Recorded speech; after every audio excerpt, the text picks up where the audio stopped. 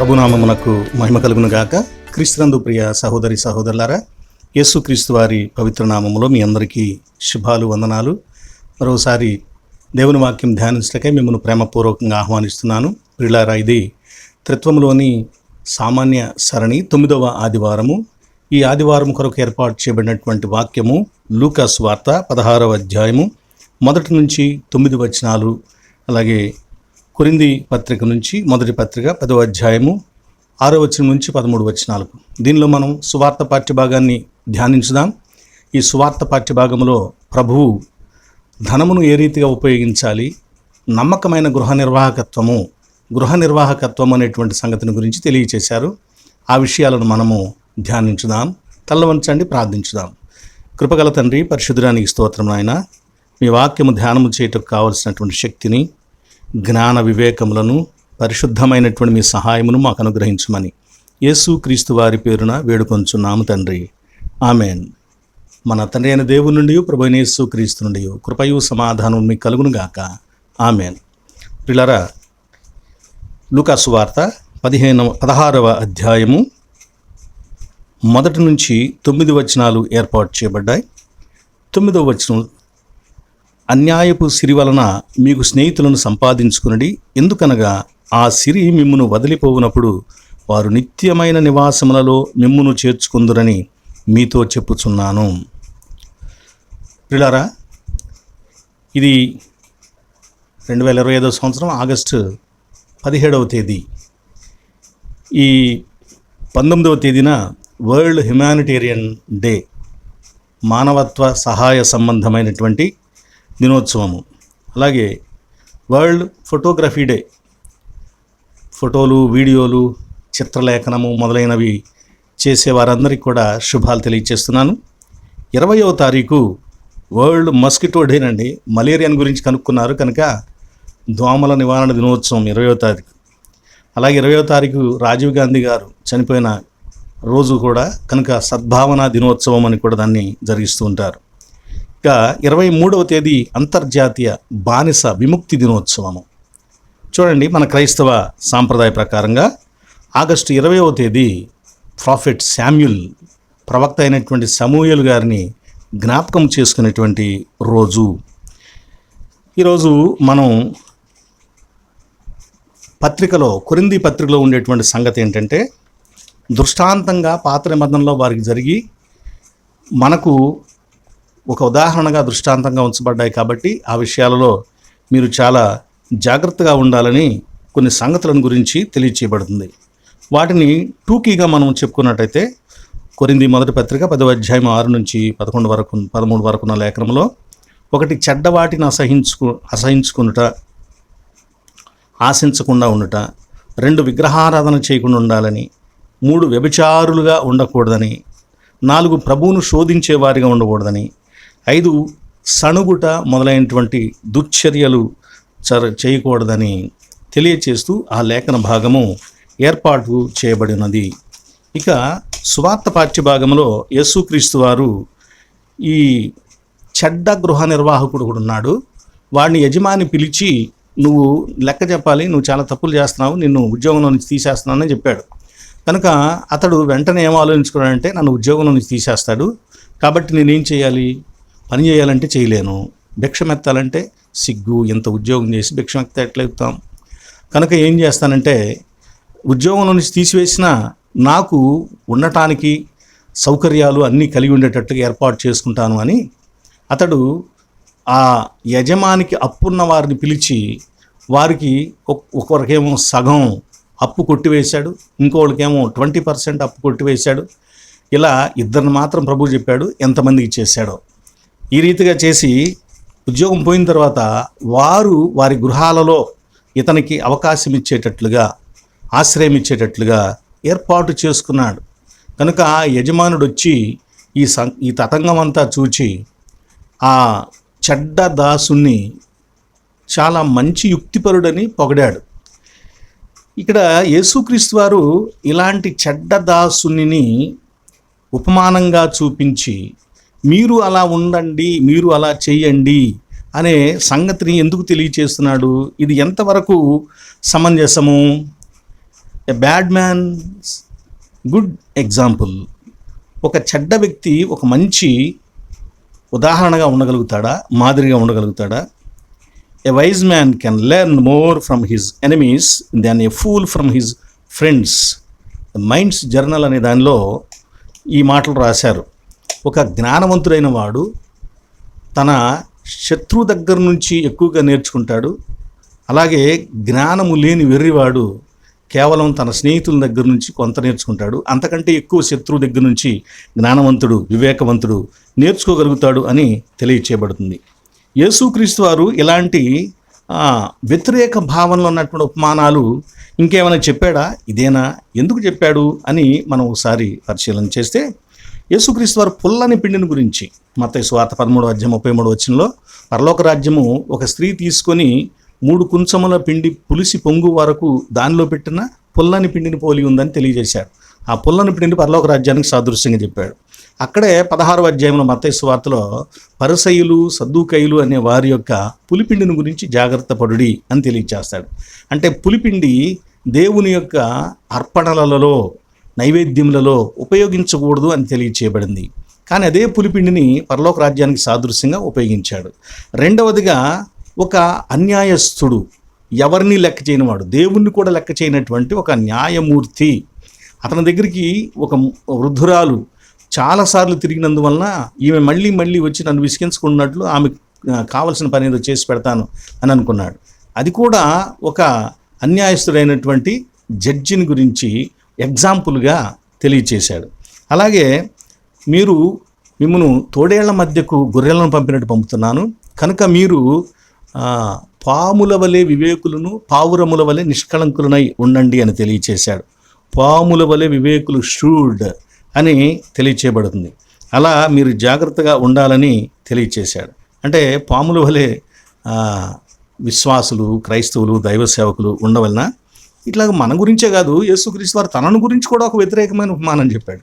అదేంటంటే, దొంగ ఏ జామున వచ్చునో తెలియదు, అలాగే మనుష్య కుమారుడు కూడా వచ్చును. అసలు ఇక ప్రకటన గ్రంథంలోనైతే 3:16 అంటాడు, ఇదిగో నేను దొంగ వలె వచ్చుచున్నాను అంటాడు. అంటే యేసుక్రీస్తు వారు దొంగ అని అర్థమా? ఇక్కడ ఈ ఉపమానాలన్నీ చూస్తే ఇవన్నీ కూడా వ్యతిరేకమైన, దైవ బోధకు వ్యతిరేకమైన ఉపమానాలు. కానీ వాటిలో కూడా ఏదో విశ్వాసి తెలుసుకోవలసినటువంటి విషయం ఉంది కనుక యేసు ప్రభువారు తెలియచేశాడు.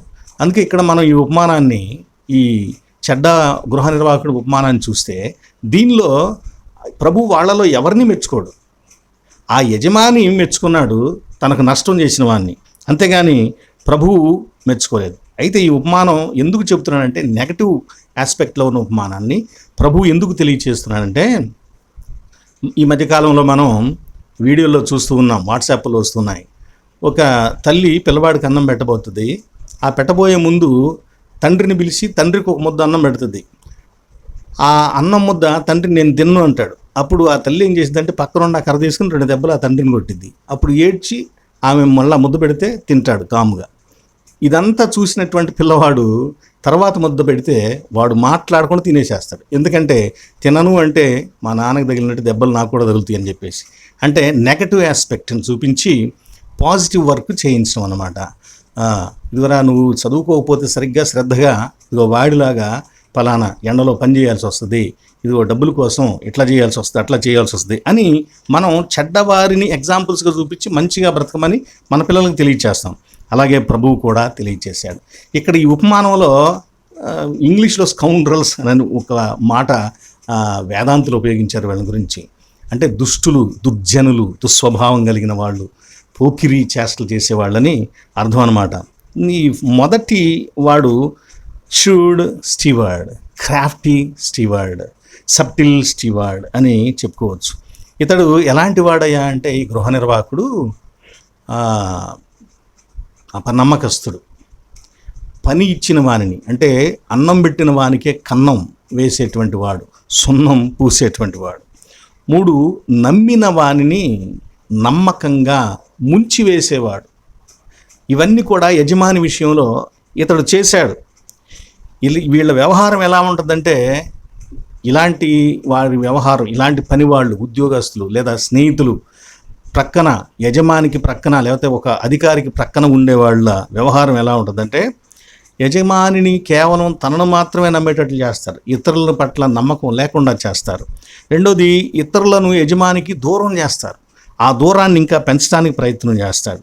యజమాని చివరికి వీడుంటే చాలు అన్నీ చూసుకుంటాడు, నమ్మకంగా చూసుకుంటాడు, వీళ్ళందరి వల్ల కాదు, ఎవడి వల్ల కాదు అనేటువంటి ఒక అభిప్రాయాన్ని యజమానిలో కలిగించి బాధ్యతలు ఎక్కువగా తన మీద ఉంచేటట్లుగా, తాను నిర్వహించేటట్లుగా, ముఖ్యంగా అందరిలో ఉండేటట్లుగా యజమాని దగ్గర కపటంగా ప్రవర్తించి ఎక్కువ బాధ్యతలను తీసుకుంటూ ఉంటాడు. అలాగే కుయుక్తిగా యజమానికి చెప్పాల్సింది యజమానికి చెప్తాడు, మళ్ళా వేరే వ్యక్తికి, అతని దగ్గర పనిచేసే వేరే వ్యక్తికి చెప్పాల్సింది అతనికి చెప్తాడు. అంటే ఇతని మీద ఇతనికి చెప్పి దూరాన్ని పెంచేవాడుగా ఉంటూ ఉంటాడు.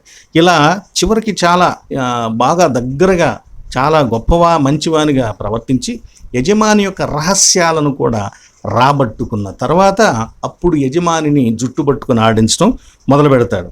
వీడు ఇక అప్పటి నుంచి ఏం చేస్తాడంటే, సొమ్ము ఒకటిది సోకు ఒకటిది అన్నట్టుగా డబ్బులేమో యజమానివి, జలసాలు చేయటం, లాభాలు సంపాదించుకోవటమేమో వీడు చేస్తూ ఉంటాడు. ఈ యజమానితో పాటు మోసకరంగా లాభాలు సంపాదించుకుంటాడు. అలాగే యజమాని యొక్క శత్రువులతో స్నేహం చేస్తాడు. వన్ ఫైన్ డే ఆ యజమాని ముంచివేసి తానే వ్యాపారం పెడతాడు, అదే బిజినెస్, లేదా వేరే బిజినెస్ మ్యాన్తో చేరి వ్యాపారంలో మళ్ళా ఈ వ్యవహారాలు మొదలు పెడతారు. ఇలాంటి వాళ్ళు మన మధ్యలో కూడా ఉంటారండి. ఇలాంటి వ్యక్తులు ఈ కపటమైన, దుష్టమైనటువంటి స్టీవార్డ్, గృహ నిర్వాహకుని వంటి వాళ్ళు మన మధ్యలో కూడా ఉంటారు. చూడండి, మనకి లూథరన్ సంఘంలో ఎలక్షన్స్ జరుగుతాయి, లేదా ఇండివిజువల్ సంఘాల్లో, కొన్ని సంఘాల్లో దైవజనులు తమకు ఒక ఉన్నతమైన స్థాయికి ఎదుగుతూ ఉంటారు. వీరి ప్రక్కన చేరతారు కొంతమంది. వీరు ప్రక్కన చేరి సంఘములో ఇతరుల పట్ల దూరంగా ఉంచేటట్లుగా ప్రయత్నం చేసి చివరికి ఆ కాపరికి సంఘంలో అందరి నుండి వ్యతిరేకత కలిగేటట్లు చేస్తారు. ఇది వీరి యొక్క బుద్ధి, వీరి యొక్క లక్షణం. వీరే చివరికి నిందలు వేసి ఆ కాపరిని అవమానపరిచి నష్టపరిచేవారుగా కూడా ఉంటూ ఉంటారు సంఘాల్లో. అలాగే అధికారుల దగ్గర కూడా, సంఘాధికారుల దగ్గర కూడా, ఇప్పుడు బిషప్లు ఉంటారు, అలాంటి వాళ్ళ దగ్గర ఒకవేళ బిషప్ అవటానికి వారికి ఆ ముందు టైంలో పనిచేసిన వాళ్ళు ఎంతోమంది ఉంటారు అతను బిషప్ని చేయటానికి. కానీ బిషప్ అయిన తర్వాత ఇలాంటి ఈ గృహ నిర్వాహకుడు ఉన్నాడే, ష్రూడ్, కపటమైన వాడు, యుక్తి కలిగిన వాడు అని చెప్పబడింది అక్కడ, యుక్తి అని. కానీ యుక్తి అంటే ఏదో ఒకటి చెప్తారు తర్వాత.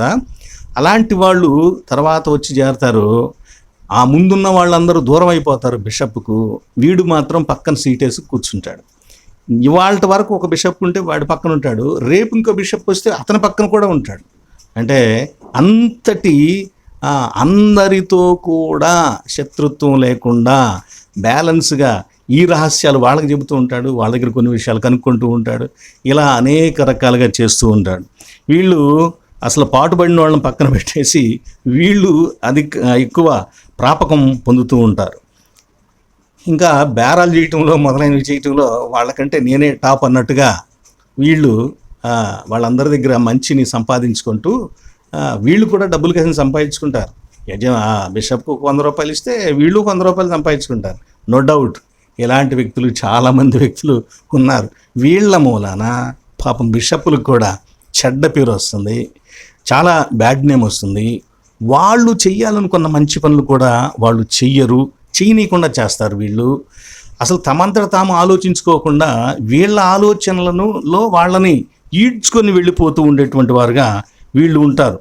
చివరికి వీళ్ళు ఎలాంటి పరిస్థితి చేస్తారంటే, అధికారిని నిజంగా ప్రేమించే, గౌరవించే వ్యక్తుల మీద అబాండాలు మోపి వాళ్ళని దూరంగా ఉంచుతారు. ఎందుకంటే వీడు మోసగాడు కదా, వీడిని ఎక్కడ ఖండిస్తారో, వీడి మోసాన్ని ఎక్కడ బయట పెడతారోనని అలాంటి మంచి వ్యక్తులందరినీ కూడా దూరంగా పెడతారు. ఎవరైనా గుర్తొస్తున్నారా? ఉంటారు ఇలాంటి వాళ్ళు. ప్రతి అధికారి దగ్గర చేరుతూ ఉంటారు. మన సంఘం విషయాలు చెప్పుకోవాలంటే ప్రతి బిషప్ దగ్గర కూడా ఇలాంటి వాళ్ళు చేరుతూ ఉంటారు. బిషప్ గారులు కూడా గ్రహించుకోవాలి. ఇప్పటివరకు అనుభవించిన వాళ్ళకి తర్వాత తెలిసే ఉంటుంది వాళ్ళకి, ఫలానా వాళ్ళ వలన మనం కూడా ఇలా గురయ్యాము, లేనిపోయిన మాటలు మనకు వచ్చినాయి అనేటువంటిది వాళ్ళకు కూడా ఒక అభిప్రాయం ఉంటుంది, తప్పకుండా ఉంటుంది. కనుక వీళ్ళందరూ ఇలాంటి వాళ్ళు అండి, ఈ బ్యాచ్ అందరూ కూడా. ఈ చెడ్డ గృహ నిర్వాహకుడు ఉన్నాడే, వీళ్ళంటి వాళ్ళు వీళ్ళందరూ కూడా. అయితే రెండవ వ్యక్తులు ఎవరంటే ఇద్దరున్నారు. వాళ్ళు రుణగ్రస్తులు, రుణం తీసుకున్నవాళ్ళు. ఆ రుణం తీసుకున్న వాళ్ళు ఎలాంటి వాళ్ళు? వీళ్ళు సపోర్టింగ్ స్కౌండర్స్ అనాలి వీళ్ళని. వాడొక ప్లేయింగ్, యాక్టింగ్, ముఖ్య నాయకత్వం వహించేటువంటి మోసగాడైతే ఆ మోసగాడితో చేతులు కలిపేటువంటి సపోర్టింగ్ మోసగాళ్ళు వీళ్ళు తమకు నమ్మి రుణం ఇచ్చినటువంటి రుణగ్రహీతనే మోసం చేస్తున్నారు. ఆ రుణగ్రహీతకు శత్రువులుగా ప్రవర్తిస్తున్నారు. రుణగ్రహీత శత్రువుతో చేతులు కలిపి వీళ్ళు కూడా రుణగ్రహీత మీద వ్యతిరేకంగా ప్రవర్తిస్తున్నారు. తమకు రుణమిచ్చి ఆదుకున్నటువంటి రుణదాతను నష్టపోయేటట్లుగా చేస్తూ ఉన్నారు. అవును, నేటి కాలంలో ఒక సామెత ఉంటుంది, పిల్లనిచ్చన్నా లేదా డబ్బు ఇచ్చానా గొడవ తెచ్చుకోవాలని అంటారు చూసారా. అట్లాగూ అప్పు ఇచ్చే వరకు ఇలాంటి వాళ్ళు నీ చుట్టూ తిరుగుతారు. అప్పు ఇచ్చిన తర్వాత నువ్వు వాడి చుట్టూ తిరగాలి, వాడికి నీకు దొరకడు. రెండవది, అప్పు ఇచ్చే వరకు వాడెంతో మర్యాదగా, గౌరవంగా, దీనంగా, భయపడుతున్నట్లుగా, మహాగౌరవం నీ మీద ఉన్నట్లుగా మాట్లాడతాడు. అప్పు ఇచ్చిన తర్వాత నువ్వు ఇక అలా మాట్లాడాలి, నీ మీద పెత్తందారుడు వలె వాడు మాట్లాడుతూ ఉంటాడు. మూడవదిగా, వీళ్ళు అప్పు తీసుకొని ఎగ్గొట్టడమే వీళ్ళకు ఒక పని. అసలు చెప్పాలంటే నాలుగోది, వీళ్ళకి ఎదుటివాడి దగ్గర డబ్బులు ఉన్నాయి అని చూస్తే అవసరాలు పుట్టుకొస్తాయి. ఆ డబ్బును వాడి చేత ఎలా ఉపయోగించాలి, ఎట్టెటు ఉపయోగించాలి, ఎట్టెటు పెట్టించాలి, ఏ విధంగా వాటిలో నుంచి మనం కమిషన్లో ఇంకో రకంగా సంపాదించుకోవాలి, ఎలా అప్పులు తీసుకోవాలి, ఎలా ఆ డబ్బులు రాబట్టుకోవాలి అనేటువంటి క్రూరమైన ఆలోచనలు చేస్తూ ఉంటారు ఇలాంటి వ్యక్తులు. ప్రియ సహోదరులారా, ఇక్కడ మరొక వ్యక్తి ఉన్నాడు, ముఖ్యమైన వ్యక్తి. అతను ఎవరంటే ఓనర్ క్రియోస్ అని చెప్పబడింది. అంటే ల్యాండ్ లార్డ్, గొప్ప భూస్వామి అన్నమాట. ఇతడు పెద్ద భూమి, విపరీతమైన భూమి కలిగినటువంటి భూస్వామి. జమీందారులు అలా చెప్పేవాళ్ళు కదా పూర్వకాలంలో. అలాంటి ఉన్నతమైనటువంటి ఆస్తి కలిగినటువంటి వ్యక్తి. He silent scoundrel. ఇతడు మౌనంగా ఉండి ఒక చెడ్డవాడని మనం చెప్పుకోవచ్చు. ఎందుకు చెడ్డవాడని మనం అనుకోవాలంటే, ఇతను ఎక్కడ నమ్మకమైన వ్యక్తిని ఉద్యోగానికి పెట్టుకోవాలి, అపనమ్మకమైన వ్యక్తిని ఉద్యోగంలో పెట్టుకున్నాడు. రెండవది, అపనమ్మకస్తులకు అప్పు ఇచ్చాడు. మూడవది, వడ్డీకి లేదా అధిక లాభమునకు, అధిక మొత్తమునకు ఆశపడి వారికి అప్పు ఇచ్చాడు. అయితే ఇతడు ఏదో నష్టం కలుగుతుంది అని తెలిసినప్పుడు, అంటే ఎవరి విషయంలో జరిగిందో వాళ్ళు వెళ్ళి చెప్పారు మొత్తం మీద. అలా తెలిసినప్పుడు ఈ గృహ నిర్వాహకుడిని ఎంప్లాయీని పిలిచి వార్నింగ్ ఇచ్చాడు, గట్టిగానే మాట్లాడాడు. కానీ ఆ తర్వాత అతడు చేసిన మరి ఎక్కువ మోసం, ఇప్పటికే మోసం చేస్తున్నావు, నేను పనిలో నుంచి తీసేస్తున్నావు, నువ్వు నాకు లెక్క చెప్పాలి అన్నాడు. దాని తర్వాత ఇంకా ఎక్కువ మోసం చేశాడు. అతడు కావాలని పనిగట్టుకుని మోసం చేశాడు. ఆ పరిస్థితుల్లో ఇంకెంత కోపం రావాలి, ఎంత ఆవేశం రావాలి, ఎంత గట్టిగా మాట్లాడాలి. కానీ అలా మాట్లాడాలి. వాడు ఇంకా అధిక మోసం చేయడానికి ఉపయోగించిన తెలివితేటలను పొగుడుతున్నాడు. అంటే ఏమనుకోవాలి, దొంగ తేలి కుడితే నిమ్మక నీరెత్తినట్టు ఉంటాడంట. అంటే అరిస్తే దొంగ పట్టుకుంటారు కనుక మౌనంగా ఉంటాడంట. అట్లాగూ ఇతను ఇంత నష్టం చేసిన వ్యక్తిని గద్దించి తీసివేయాల్సిందల్లా పోయి మెచ్చుకుంటున్నాడు. ఈ యజమాని మోసగాడిని మెచ్చుకుంటున్నాడంటే ఈడు ఒక పెద్ద మోసగాడై ఉంటాడు. వాడు అంత మోసం చేస్తే వాడిని ఏం అనలేకపోయాడు అని అంటే, తీసివేసినట్టు లేదు అక్కడ, తీసివేయలేకపోయాడు అని అంటే బహుశా వీడి గుట్టు ఏదో వాడి దగ్గర ఉంది, వీడు ఇంకా పెద్ద మోసగాడై ఉంటాడు, అదేదో వాడికి తెలుసు కనుక అతన్ని తీసివేయలేదు, పైగా మెచ్చుకుంటున్నాడు. దీనిలో ఒక రహస్యం ఉంది. మామూలుగా యూదులకు వడ్డీకి ఇవ్వరు, తమ సొంత జనానికి వడ్డీకి ఇవ్వరు. ద్వితీయోపదేశకాండం 23వ అధ్యాయం 19-20లో నీ సహోదరుడుకు యూదునికి నీవు వడ్డీకి అప్పు ఇవ్వకూడదు అని చెప్పి రాయబడి ఉంటుంది. ఇతరులకు వడ్డీకి అప్పు ఇవ్వచ్చు అని రాయబడి ఉంటుంది. కనుక మరి యూదులకు అప్పు ఇవ్వాల్సి వస్తే ఏం చేయాలి? వడ్డీ లేకుండా ఎట్టిస్తాడు? వడ్డీ వ్యాపారస్తుడు ఇవ్వడు కదండి. కనుక వాళ్ళు ఏం చేస్తారంటే, వడ్డీకి బదులుగా వడ్డీ అనే పేరు లేకుండా ఇంకో రకంగా దాన్ని వసూలు చేస్తారు. అదేంటంటే 10,000 అప్పిస్తే 20,000 ఇచ్చినట్లుగా రాసుకుంటారనమాట. 20,000 వీడి ఇవ్వాలి అంటే వడ్డీకి సరిపోను రాసి తీసుకుంటారనమాట.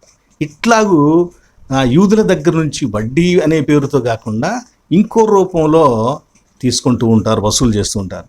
ఇతరులకి అధిక వడ్డీకి భయంకరమైన కఠినమైన షరతులు పెట్టి కఠినంగా వసూలు చేస్తూ ఉంటాడు. కాబట్టి యూదుల దగ్గర ఇలా వసూలు చేస్తున్నారంటే మత నాయకులు ఊరుకోరు, ఇతరుల దగ్గర ఇలా ఎక్కువ వసూలు చేస్తున్నారంటే రోమీలు ఊరుకోరు.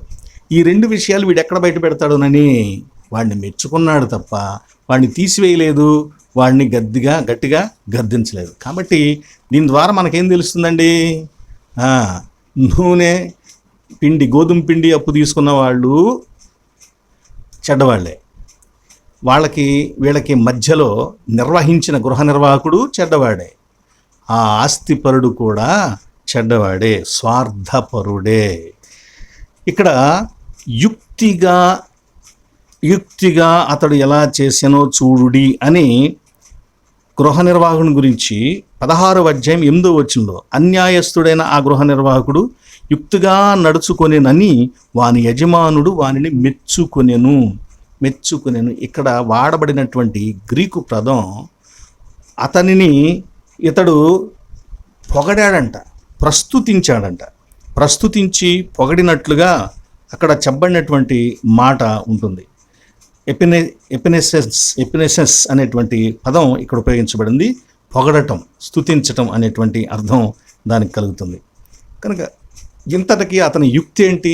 ఇంతకీ యుక్త కుయుక్త అని మనం చూస్తే మనకు ఆదికాండంలో 3వ అధ్యాయం 1-2 వచనాల్లో సర్పము యుక్తి గలదై అని రాయబడింది.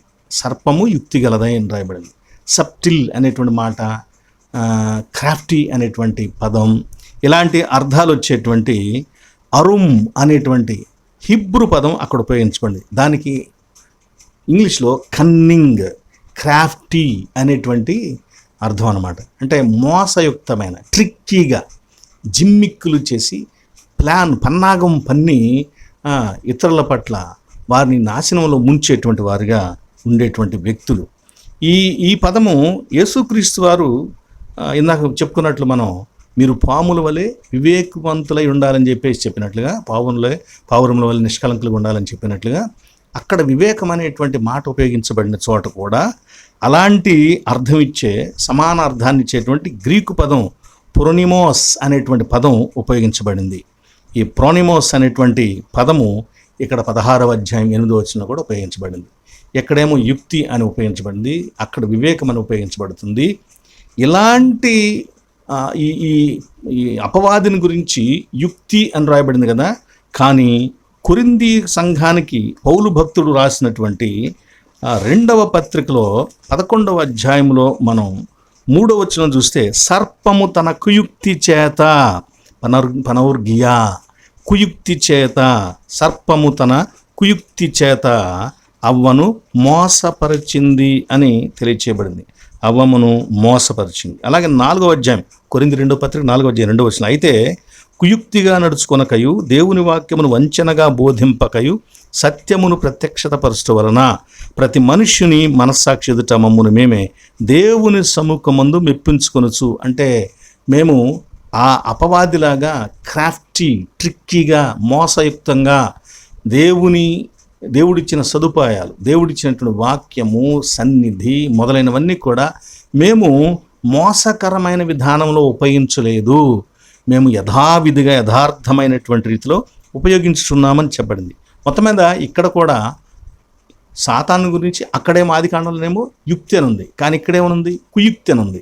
కాబట్టి కుయుక్తి, యుక్తి అనేటువంటి మాటలు రెండు ఒకే రకమైనటువంటి భావాన్ని ఇచ్చేవిగా ఉంటూ ఉంటాయి. కానీ కుయుక్తి అంటేనేమో నేరుగా చెడు భావాన్ని తెలియచేస్తుంది. యుక్తి అనేటువంటి మాట మాత్రం సందర్భాన్ని బట్టి అది మంచా లేక చెడ అనే దాన్ని చాలా బలంగా చెప్పిద్ది అన్నమాట.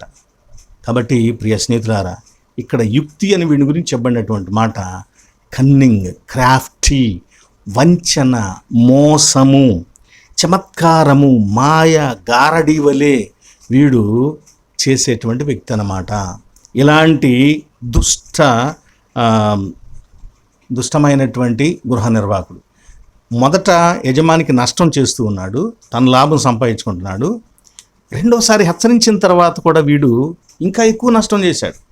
చూడండి, ఒక వ్యక్తిని పిలిచి ఏమన్నాడు 7వ వచనంలో, తర్వాత వాడు నీవు ఎంత ఇచ్చి ఉన్నావు 6వ వచనంలో, వాడు 100 మణుగులు నూనె అని చెప్పగా, మొదటి వాడిని పిలిస్తే 100 మణుగుల నూనె అన్నాడు.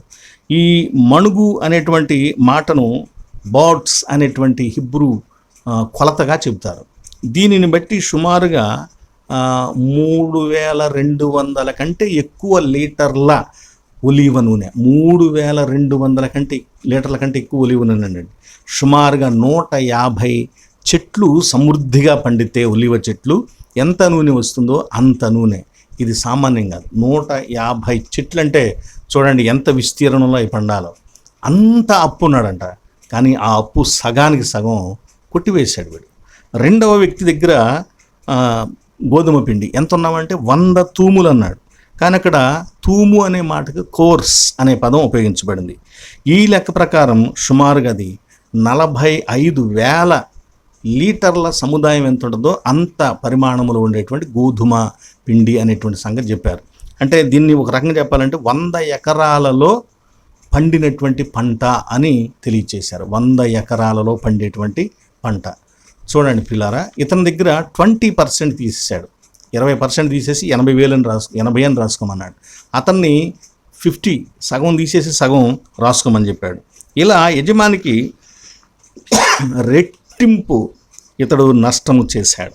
ఇంతకు మనం ఇంత నష్టం చేసి మోసం చేసిన వాడి గురించి యేసుక్రీస్తు వారు మీరు కూడా అలాగే స్నేహితులను సంపాదించుకోండియా అంటాడేంటి? ఇది ఎంతవరకు సమంజసం? దీనిలో ప్రభువు మనల్ని చూడమంటుంది ఏంటది? మొత్తం వాడు చేసినటువంటి ట్రిక్కీ కుయుక్తి సంబంధమైనటువంటి వ్యక్తులుగా, చెడు చేసే వాళ్ళగా జీవించమనా? కాదండి. ఈ ఉపమానానికి ఇది బైబిల్లో 3 రకాలుగా చెప్పుకుంటాం కదా ఉపమానాలు. నంబర్ 1 ఏంటంటే పారబుల్. మత సంబంధమైనటువంటి ఉపమానాలు ఎక్కువగా చెప్తారు పారబుల్ అనే ఫార్మేట్లో. పారబుల్లో ఎంతమంది వ్యక్తులు వస్తువులు ఉంటే వాటన్నిటికి కూడా ఒక్కొక్క దానికి ఒక్కొక్క భావం ఉంటుంది. రెండవది మెటాఫోర్ అని. మెటాఫోర్ అంటే అలంకారం, ఒకదానితో ఇంకో దాన్ని పోల్చి చెప్పటం, ఒక వస్తువుతో ఇంకొక వస్తువును, ఒక వ్యక్తితో ఇంకొక వ్యక్తిని పోల్చి చెప్పటం మెటాఫోర్ అని చెప్పేసి అంటాం. మూడవది ఆల్గోరీ. దీనిలో కూడా చాలా పాత్రలు ఉంటాయి, చాలామంది వ్యక్తులు ఉండొచ్చు, కానీ దీనిలో నుంచి చెప్పేదంతా కూడా ఒకే ఒక భావం ఏదో ఉంటుంది. ఆ భావమే తీసుకోవాలి. దానిని ఆల్గోరీ అంటారు. ఇక్కడ ఈ చెడ్డదాసుని గురించి చెప్పినటువంటిది కూడా ఆల్గోరీనే. దానిలో ఏదో ఒక భావం మాత్రమే, ఒక విషయం మాత్రమే మనం తీసుకోవాలి. ఆయన చెప్పడానికి కథ మొత్తం యాజిటీజ్గా చెప్పుకొచ్చాడు, కానీ దాని లోపల ఏదో ఒక నీతి ఉంది, దాన్నే మనము అనుసరించవలసిన వారంగా ఉంటూ ఉన్నాం. అందుకే ఇది ఆల్గోరీ అని చెప్పబడింది. మరి ఏం చేయాలని ప్రభు దీనిలో చెబుతున్నాడు? ఏం చేయకూడదని చెబుతున్నాడంటే అన్యాయస్తులుగా ఉండకూడదని చెబుతున్నాడు. మోసపు స్నేహితులను సంపాదించుకోవద్దు, వాళ్ళతో కలిసి ఉండొద్దని చెబుతున్నాడు. ధనము ఆస్తి అక్రమంగా ఆర్జించటం, అక్రమంగా ఖర్చు పెట్టడం ఇలాంటివి చేయకూడదు అని తెలియచేస్తున్నాడు. 4వదిగా ధనాన్ని ఎక్కువగా నమ్ముకోవద్దు, దేవుని కంటే ఎక్కువ దాన్ని నమ్మకూడదు అని తెలియచేస్తున్నాడు. 5వదిగా నిత్య జీవమును ఒకవైపు చూస్తూ దృష్టించి భూలోకంలో మీకున్న ఆస్తిపాస్తులను జాగ్రత్తగా ఉపయోగించండి అని తెలియచేస్తున్నాడు. 6వదిగా నమ్మకంగా ఉండండి. మీకు ఏది అప్పగించామో దాని విషయంలో మీరు నమ్మకంగా ఉండండి, నమ్మకమైన వారిగా ఉండండి అని ప్రభు చెబుతున్నాడు. 7వదిగా పరిసయ్యులకు ధనాపేక్ష ఎలా ఉందో అలా ధనాపేక్ష గలవారై ఉండొద్దు అని చెబుతున్నాడు. ఇదే 16వ అధ్యాయంలో సువార్తలో 14వ వచనంలో మాట ఉంటుంది. ధనాపేక్ష గల పరిసయ్యులు ఈ మాటలన్నీ విని ఆయనను అపహసించుచుండగా అని చెప్పారు. కనుక ధనాపేక్ష పరుల వాళ్ళ వల్లే ఉండకూడదని తెలియచేస్తున్నాడు. 8వదిగా అన్రైటియస్ మెమ్మన్. దీనితో మీరు నిత్య జీవపు స్నేహితులను, నిత్యత్వంలో చేర్చుకునే స్నేహితులను గుర్తుపెట్టుకోండి. ఇక్కడ 9వ వచనం, అన్యాయపు సిరి వలన మీకు స్నేహితులను సంపాదించుకోనండి, ఎందుకనగా ఆ సిరి మిమ్మును వదిలిపోనప్పుడు వారు నిత్యమైన నివాసములో మిమ్మును చేర్చుకుంటారు. యేసుక్రీస్తు వారు యోహాను సువార్త 14వ అధ్యాయంలో ఏం చెప్పారు? మీ హృదయం కలవరపడనీయకుడి, నేను తండ్రి దగ్గరికి వెళ్తున్నాను, మిమ్మును కూడా మళ్ళీ తీసుకెళ్తాను, మీ కొరకు అక్కడ నివాసములు సిద్ధపరచడానికి వెళుతున్నాను. ఇక్కడ ఆ నివాసాల గురించి చెప్తున్నాడు. నిత్యమైన నివాసములో మిమ్మును చేర్చుకుందరు అంటే ప్రభువు మన కోసం, విశ్వాసి కోసం ఏర్పాటు చేసిన నిత్య నివాసంలో చేర్చుకునే వాళ్ళు ఉన్నారనమాట. ఆ చేర్చుకునే వాళ్ళకి మనము సిరిని ఖర్చు పెట్టే వాళ్ళంగా ఉండాలి. ఇక్కడ వాస్తవంగా అన్రైటియస్ మ్యామ్మన్ అనే మాట ఏంటంటే అన్యాయపు సిరి అనే మాట. మ్యామాన్ అనే గ్రీకు పదానికి వాట్ వన్ ట్రస్ట్ అనేటువంటి అర్థం. ఒకడు దేనినైతే నమ్ముతాడో, దేనినైతే విశ్వసిస్తాడో, దేని మీదైతే తన యొక్క నమ్మకాన్ని ఉంచుకుంటాడో అది ఆ మ్యామ్మన్ అని తెలియచేయబడుతుంది. రెండవది మ్యామోనా అనే అరామిక్ పదానికి ఉన్నటువంటి అర్థం ఏంటంటే ధనము, ఆస్తి మొదలైనటువంటి అర్థాలు వస్తాయి. ధనము, ఆస్తి అనేటువంటి అర్థాలు వస్తాయి. మూడవదిగా మ్యామాన్ అనే పదానికి దాని పేరు ఏం పేరంటే ఒక పర్షియన్ ఫాల్స్ గాడ్. పర్షియన్స్ కొలిసేటువంటి ఒక దేవత, అన్య దేవత.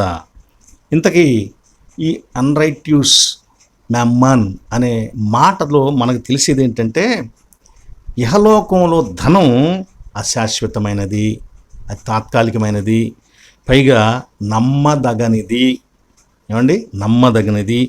మూడవది మానవులు కల్పించినది. ఇంకోటి చిమ్మట్ల కొట్టి శిథిలమైపోయేది, నశించిపోయేది, తుప్పుబట్టేది, చెదలబట్టిపోయేది. కాబట్టి ఇది అశాశ్వతమైనది, పాడైపోయేది, మనుషులు తయారు చేసింది, దేవుని వలె నీకు పనికి వచ్చేది కాదు, దీనిని దేవునిలాగా నీవు భావించొద్దు అని తెలియచేస్తూ దానిని గురించి అన్రైట్యూస్ మ్యామ్మన్ అని చెప్పేసి తెలియచేయడం జరిగిందనమాట. దాని యొక్క అస్థిరత్వాన్ని, దాని యొక్క విలువలేనితనాన్ని, జీవం లేని స్థితిని తెలియచేస్తూ ప్రభు ఆ మాటలు చెప్పాడు. సరే, ఇప్పుడు క్రైస్తవుడు ధనము లేక ఆస్తి ఈ విషయంలో ఎలా ఉండాలని ప్రభు తెలియచేస్తున్నాడు. నెంబర్ 1, ధనమును నమ్ముకోవద్దు. ఏమనుంది? ధనమును నమ్మువాడు పాడైపోవును. రెండవది, ధనమును దేవునితో సమానంగా చూడరాదు. ఊరుకొండ పాస్టర్ గారు ఎవరు చూస్తారని అనుకుంటారా? మీరు దేవునికిని సిరికిని దాసులుగా ఉండరనే మాట అర్థం ఏంటి? ఇక్కడ ఈ అధ్యాయంలో 13వ వచనం దగ్గరికి వెళ్ళేసరికి మీరు దేవునికిని సిరికిని దాసులుగా ఉండరంటే అదే, అంటే దాన్ని దేవుణ్ణి కూడా సమానంగా చూస్తున్నాడు అన్నమాట. ఒకంత ఎక్కువగా ధనాన్నే ఎక్కువగా భావించేటువంటి తత్వం కూడా అన్నమాట. మూడవది సేవకత్వం. దేవునికి బానిసలు, సేవకులు అవ్వండి, కానీ ధనానికి సేవకులు కావద్దు అని చెప్పి ప్రభువు తెలియచేస్తున్నాడు. ఐదవదిగా ఈ ధనముతో మీరు స్నేహితులను సంపాదించుకోండి. నిత్య జీవంలోకి ఈ ధనాన్ని మీరు పంపించుకోండి అని తెలియచేస్తున్నాడు. మీ ధనాన్ని అక్కడికి పంపించండి, నిత్య జీవంలోనికి, పరలోక రాజ్యంలోనికి పంపించండి. ఇప్పుడు ఈ స్నేహితులు ఎవరు? మనం నిత్య జీవంలో అక్కడ ప్రవేశించడానికి, ఆ నివాసంలో ప్రవేశించడానికి ఈ ధనం పుచ్చుకోగలిగినటువంటి స్నేహితులు ఎవరు? నెంబర్ 1, దేవుడు. అంటే దేవుడు ధనాన్ని బట్టి నిత్య జీవం ఇస్తాడా? నో, కాదు. మనం ఏమిచ్చినా నిత్య జీవాన్ని పొందలేం. దేవుడు తన కృపతో ఇస్తున్నాడు. అయితే దేవునికి మనము ఇవ్వాలని ఆయన కొన్ని కొలతలు చెప్పాడు. దశమ భాగములు, ప్రథమ ఫలములు మొదలైనవి. దేవునికి మొక్కుబడులు, కృతజ్ఞతార్పణలు, స్వేచ్ఛార్పణలు దేవునికి ఇవ్వండి. అసలు పాత నిబంధనలో దశమ భాగం అని చెప్పారు, కానీ క్రొత్త నిబంధనలో మనం ఇంకా వర్ధిల్లిన కొలది అంతకంటే ఎక్కువే ఇవ్వాలని తెలియచేస్తూ ఉన్నాడు. మరి కాబట్టి అలా దేవునికి ఇచ్చి మనము దేవుని దగ్గర నుంచి దీవెనలు పొందుకోవాలి.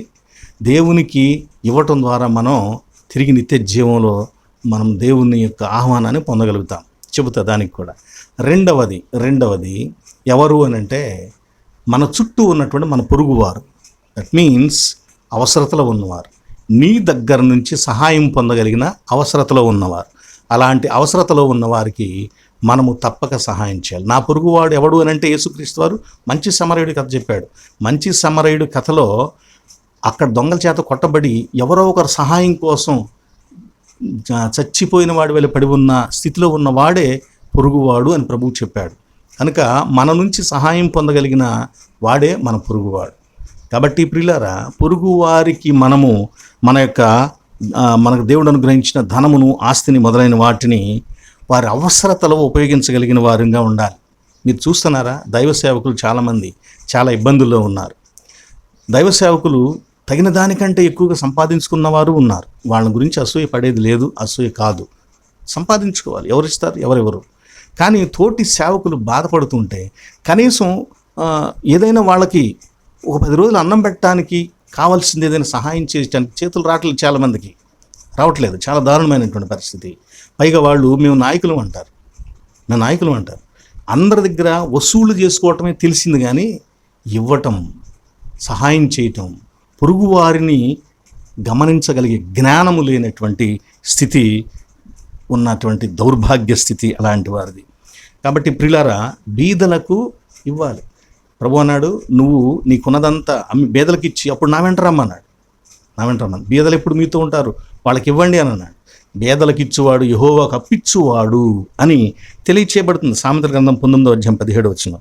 కాబట్టి మనము అవసరతలో ఉన్న వారికి సహాయం చేయాలి. చేస్తే పరలోక రాజ్యంలో మనం చేర్చుకుంటారా? ఎస్. దాన్ని బట్టే అని మళ్ళీ నమ్మొద్దు, అట్లా నమ్మొద్దు. ప్రభు అంటున్నాడు మత్తయి సువార్త 25 రండి, లోకము పుట్టినది మొదలుకొని మీ కొరకు ఏర్పాటు చేయబడిన వాటిని స్వతంత్రించుకోండి అన్నాడు. ప్రభువు నిత్య జీవంలోకి ఆహ్వానిస్తున్నాడు. మీకోసం మీరే సిద్ధపరచుకున్నారు. ఏంటి? అల్పులైన వారికి చేశారు కాబట్టి నాకు ఇచ్చినట్లే. కనుక గుర్తుపెట్టుకో, పొరుగు వారంటే నీ నుంచి సహాయం పొందగలిగిన వారు. వారికి సహాయం చేయటం ద్వారా దేవుని దగ్గర నీవు మెరిట్స్ని పొందగలుగుతూ ఉన్నావు. 4వదిగా దైవ సేవకులు. ప్రభు అన్నారు, మీకెవడైనా గిన్నెడు నీళ్ళు ఇస్తే, ఒక గిన్నెడు జస్ట్ ఒకసారి తాగటానికి సరిపోయే నీళ్ళు అవి ఇస్తే వాడి ఫలాన్ని పోగొట్టుకోడు, పరలోకంలో వాడి లెక్క రాయబడుతుంది. అలా మిమ్మల్ని చేర్చుకున్నవాడు నన్ను చేర్చుకున్నవాడు నా తండ్రిని చేర్చుకున్నట్టే. అంటే నేను నా తండ్రి ఎలా ఏకమై ఉన్నామో మీరును తండ్రియు నేనును ఏకమై ఉంటాం. మిమ్మల్ని చేర్చుకున్నవాడు కూడా కలిసి ఏకమై ఉంటాం. Abiding theory. ప్రియ సహోదరి సహోదరులారా, దైవ సేవకుల అవసరతలో మనం పాలిపుంచుకునే వారిగా ఉండాలి. రోమా పత్రిక 12వ అధ్యాయంలో భక్తుడు ఈ విధంగా తెలియచేస్తున్నాడు. పరిశుద్ధుల అవసరములలో పాలు పొందుచు శ్రద్ధగా ఆతిథ్యమిచ్చుచుండుడి. పరిశుద్ధుల అవసరతలలో పాలిపుచ్చుకొనుచు. దైవజనుల విషయంలో ఉపదేశము నుందువాడు ఉపదేశించువానికి భాగం ప్రతి పదార్థములోను భాగమును ఇవ్వాలని తెలియచేయబడింది. మత్తయి సువార్త 10:42 గిన్నెడు నీళ్ళు ఇచ్చిన వాళ్ళ ప్రతిఫలం. మనం దైవ సేవకులు మనం ఆహారం ఇచ్చినప్పుడు, కానుకిచ్చినప్పుడు, మనం ఏదో వారికి వస్త్రాలు ఇచ్చినప్పుడు, లేదా వారి అవసరం ఏదో ఉందని తెలుసుకొని మనం వాళ్ళు అడగకుండా మనం తీసుకుని వెళ్ళి ఇచ్చినప్పుడు వాళ్ళు ప్రార్థన చేస్తారు. దేవా, ఫలానా బిడ్డ నాకు ఫలానా ఇది చేశారయ్యా, నా అవసరం తీరింది వాళ్ళ ద్వారా, కనుక వారిని జ్ఞాపకం చేసుకో ప్రభు అని నీవు ఇచ్చిన దాన్ని దేవుని దగ్గర, పరలోక రాజ్యపు తండ్రి దగ్గర ఎత్తి చూపిస్తూ ఉన్నారు. That is return. అక్కడ రాయబడుతున్నది, అక్కడ నీకు ఆహ్వానము లభించబడుతున్నది. కాబట్టి దేవునికి ఇవ్వాలి. దేవునికి ఇవ్వటములో దైవ సేవకులకు ఇవ్వటము, తోటి వారికి బేదలకు ఇవ్వటం, దైవ కార్యక్రమాలకు ఇవ్వటం. కొంతమంది దశమ భాగము మొదలైనవి దైవ సేవకులు తినాలి. అది దైవ సేవకులకి ప్రథమ ఫలం మొదలైనవి దైవ సేవకులకి ఇవ్వరు. అతి తెలివితేటలు ప్రదర్శిస్తూ మేము ఫలాంది చేస్తాం, లేదా ఫలాంది దీనికి చేస్తాం, దానికి చేస్తాం అంటారు. తప్పు. అది దైవజనుల ఆహారం. దాన్ని వాళ్ళకి ఇవ్వాలి. వాళ్ళకి ఎంత వస్తున్నాయి, ఏం వస్తున్నాయి అనేది మనకు అనవసరం. మనం బాధ్యత ఇవ్వాలి అంతవరకే. వేరే చేసేది ఏదైనా ఉంటే నువ్వు సొంతగా ఇంకా సంతోషంగా దేవునికి చేయవలసిన వారమై ఉంటూ ఉన్నాం. కనుక ప్రియ సహోదరి సహోదరులారా, దైవ సేవకులు కూడా మంచి గృహ నిర్వాహకులు అయి ఉండాలి. కొరింథీ మొదటి పత్రికలో 4:2 నమ్మకమైన గృహ నిర్వాహకులుగా ఉండండి అని పౌలు తెలియచేశాడు. మేము అలా ఉంటున్నామని తెలియచేశాడు. తీతు 1:7 కూడా గృహ నిర్వాహకుడు నిందారహితుడిగా ఉండాలని తెలియజేశాడు. పేతురు మొదటి పత్రిక 4:10 గృహ నిర్వాహకుడు మంచివాడై ఉండాలని తెలియచేస్తున్నాడు. యేసుక్రీస్తు వారు లూకాసు వార్త 12వ అధ్యాయంలో అడుగుతున్నాడు, నమ్మకమైన గృహ నిర్వాహకుడు ఎవరయ్యా అని అంటున్నాడు. స్నేహితులారా, జక్కయ్యను గురించి తెలుసు కదా మనకి. అతడు ఏం చేశాడు? తన ఆస్తిని తాను సంపాదించింది బీదలకిచ్చాడు. దేవుని కొరకు ఖర్చు పెట్టడం మొదలుపెట్టాడు. యేసుక్రీస్తు వారితో తిరుగుతున్నటువంటి విధవరాళ్ళు స్త్రీలు కొంతమంది తమ ఆస్తిని తీసుకొని వచ్చి ఆయన పని కోసం ఖర్చు పెట్టారట. బర్నబా అనేటువంటి వ్యక్తి తన పొలం అమ్మి అంతా తీసుకొని వచ్చి అపోస్తల పాదాల దగ్గర పెట్టి దేవుని పని కోసం ఆయన తన వంతు తాను చేశాడు. ఇక్కడ ఒక విషయం ఏంటంటే స్నేహితులారా, almost every man knows how to earn. ప్రతివాడు కూడా ఎలా సంపాదించాలో తెలుసంట సామాన్యంగా. అయితే but not one in a million knows how to spend. మిలియన్ల మనుషులలో కనీసం ఒక్కడు కూడా ఏం తెలియట్లేదంటే దాన్ని ఎలా ఖర్చు పెట్టాలో తెలియట్లేదు. ప్రియులారా, జాగ్రత్త. దేవుడు నీకు ఇచ్చినటువంటి గృహ నిర్వాహకత్వము, ఎస్, నీ శరీరము, నీ శక్తులు, నీకున్నటువంటి తలాంతులు, సామర్థ్యములు, జ్ఞానము, మాట, ఆరోగ్యము, శక్తి, వయస్సు, కాలము, కుటుంబము, ఆస్తిపాస్తులు, చదువు, పరపతి, ఇవన్నీ కూడా దేవుడు నీకు ఇచ్చినటువంటి గొప్ప గృహము లాంటివి, ఆయన ఆస్తి లాంటివి. వీటిని మంచి గృహ నిర్వాహకుడి వలె నిర్వహించు, అంతేగాని వాటికి బానిస అయిపోకు. ఈరోజు మనం లూకా సువార్త 16వ అధ్యాయం మొదటి నుంచి 9 వరకు చదువుకున్నాం, కానీ 13 వరకు చదివితే ఇంకా కంప్లీషన్గా ఉంటుంది. కనుక ప్రియులారా, మనము దేవుడు మనకిచ్చిన ఈ సామర్థ్యములతో మనము దేవుని కోసం ఖర్చు పెట్టి నిత్య జీవమును మనము దేవుని యొక్క కృప వలన అనుభవించుటకు ఈ లోకంలో సిద్ధపడదాం. ఇట్టి అశాశ్వతమైనటువంటి వాటిని శాశ్వతమైన దాన్ని సంపాదించుకోవడానికి ఖర్చు పెడదాం. పరిశుద్ధాత్మ దేవుడు అలాంటి చక్కని గృహ నిర్వాహకులుగా ఉండటం మనకు సహాయం చేయను గాక. ఆమేన్. సమస్త జ్ఞానమునకు మించిన దేవుని సమాధానం యేసుక్రీస్తు వలన మీ హృదయములకును మీ తలంపులకును కలుగును గాక. ఆమేన్. ప్రార్థన, ప్రభు నేర్పిన ప్రార్థన ఆశీర్వాదం గుర్తుపెట్టుకోండి. మా కోసం ప్రార్థన చేయండి. ఈ మధ్య ఈ యాప్ సరిగ్గా పనిచేయనందువలన వీడియో చేసి కూడా పోస్ట్ చేయలేకపోయాను. ఈ మధ్య ఒక దైవజనుడు కొంత సహాయం చేసి ఆ యాప్ మళ్ళీ తిరిగి కొనటానికి సహాయపడ్డారు. అందువలన ఈరోజు ఈ వీడియో చేసి పెడుతున్నాను. అందరి బట్టి దేవుని కృతజ్ఞతాస్తులు చెల్లిస్తూ అటు దైవజనుని కుటుంబాన్ని కూడా దేవుడు దీవించాలని ఆకాంక్షిస్తున్నాను. ప్రార్థించుదామండి. ప్రేమ నమ్మకం కలిగిన తండ్రి, పరిశుద్ధుడైన దేవా, నీకు స్తోత్రం నాయన. అయా, మీ కృపను బట్టి మీ వాక్యం ధ్యానించాం. నమ్మకమైన గృహ నిర్వాహకులుగా ఉండాలని మీరు మాకు ఇచ్చినటువంటి ఈ శరీరము, మీరు మాకు ఇచ్చినటువంటి జ్ఞానము, తెలివి, వివేకము, మాట, చూపు, శక్తి, ఆరోగ్యము, ఆస్తిపాస్తులు, కుటుంబము, సౌకర్యములు, పరపతి మొదలైనవన్నీ కూడా నాయన కేవలం మా కోసం మాత్రమే ఉపయోగించకుండా మీ కొరకు ఉపయోగించగలిగే వారిగా, అవసరతలో ఉన్న వారి కొరకు కూడా ఉపయోగించగలిగే వారిగా, దైవ సేవకుల కొరకు ఉపయోగించగలిగే వారిగా మేము అలాంటి నమ్మకమైన నా తండ్రి స్టీవర్డ్స్గా వీటన్నిటిని నిర్వహించడానికి కావాల్సిన శక్తిని, జ్ఞానమును, నమ్మకమైన హృదయాన్ని మాకు దయచేయండి. అలా జీవిస్తూ నిత్య జీవంలో ఆహ్వానాన్ని పొందుకునే కృప దయచేయండి. ఈ వాక్యాన్ని ఎంతమంది బిడ్డలు విన్నారో వారందరిని ఆశీర్వదించిన ఆయన, వారిలో ఈ వాక్యములో ఉన్నటువంటి భావములు నాయన వారి హృదయంలో ప్రతిక్షేపించబడి వారిలో మార్పును అనుగ్రహించమని వేడుకుంటున్నాం తండ్రి. మరి ఈ సమయమున ప్రతి వ్యక్తిని మీరు పేరు పేరును దీవించండి. ఆరోగ్యము, ఆశీర్వాదము, క్షేమము, సమాధానము, సంతోషము మెండుగా దయచేయండి. చదువుకునే బిడ్డలకు జ్ఞానము, పనిపాట్లు లేని వారికి కావాల్సినటువంటి పనిని, ఉద్యోగమును, కొరతలతో జీవిస్తున్న వారికి కావాల్సిన సమృద్ధిని దయచేయండి. ప్రభువా, వ్యాపారములు చేసుకునే బిడ్డలను దీవించండి. ప్రతి పనిలో కూడా ప్రతి వారిని మీరు ఆశీర్వదించి వృద్ధి చేయండి నాయన తండ్రి. తిరిగి నీ చిత్తములో మరలా మేము కలుసుకునే కృప మాకు దయచేయండి నా తండ్రి. ఈ వాక్యాన్ని మేము మా హృదయాల్లో పదిలిపరుచుకొని జీవించుటకు కావలసిన శక్తిని మాకు అనుగ్రహించమని మీకు మహిమ, ఘనత, ప్రభావాలు చెల్లించుకొనొచ్చు. అనారోగ్యంతో ఉన్న బిడ్డలకు మంచి ఆరోగ్యం దయచేయమని వేడుకుంటూ యేసు నామమున వేడుకొంచున్నాము తండ్రి. ఆమేన్. పరలోకమందున్న మా తండ్రి, నీ నామము పరిశుద్ధపరచబడుగాక, నీ రాజ్యము మాకు వచ్చునుగాక, నీ చిత్తము పరలోకమందు నెరవేరుచున్నట్లు భూమి యందు నెరవేరునుగాక. మా అనుదిన ఆహారము నేడు మాకు దయచేయము. మా ఎడల అపరాధము చేసిన వారిని మేము క్షమించి ఉన్న ప్రకారము మా అపరాధములను క్షమించుము. మమ్మను శోధనలోనికి తేక దుష్టు నుండి తప్పించుము. రాజ్యము, శక్తియు, మహిమ నిరంతరం నీవై ఉన్నవి తండ్రి. ఆమేన్. మన పరమ తండ్రి అయిన దేవుని ప్రేమయు, ప్రభువైన యేసుక్రీస్తు వారి కృపయు, పరిశుద్ధాత్మ దేవుని యొక్క అన్యోన్య సహవాసము సదా మీకు కలుగునుగాక. ఆమేన్. ఆమేన్. ఆమేన్. మీ అందరికి వందనాలు. God bless you. సెలవు.